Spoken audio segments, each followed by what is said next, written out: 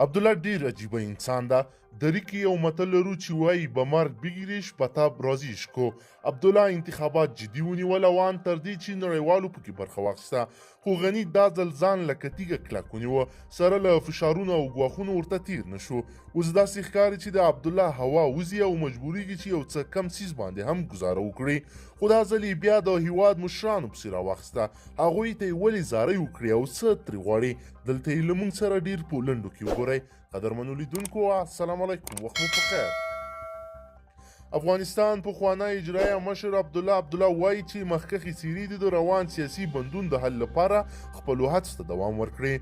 نوموړي د پنجشنبې په ورځ کابل کې خبري غونډې ته وویل د روان سیاسي کړکېچ د هواري لپاره مشران په ملي کچه ښکېل شي. په 11 ورځو کې به دا مشکل هوار کړي. د افغانستان ولس ته د خپلو ولسي ګټو په لار کې یو ځل بیا خپله ژمنه تکراروم. د افغانستان ولس له ملاتړه مننه کوم.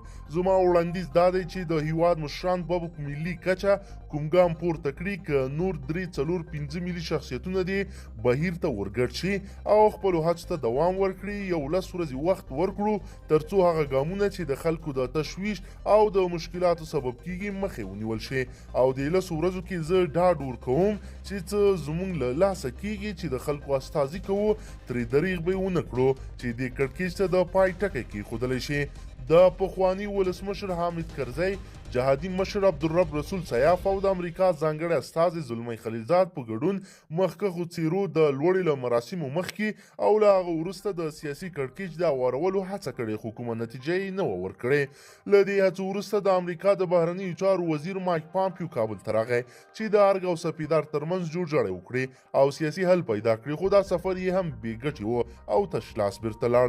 له کابله تر ستنېدو وروسته ښاغلي پامپیو په یو اعلامیه کې د ولسمشرۍ پر سر د ولسمشر غني او عبدالله ترمنځ د اختلاف پر دوام سخت نیوکه وکړه او ویل چې دا جنجال د امریکا له ملي امنیت سره نیغه اړیکه لري، ځکه یې پریکړه کړې چې له کابل سره 1 میلیارډ مرسته کمه کړي. غني له اساسي قانون سره ټکر کې غوښتنې نه منم.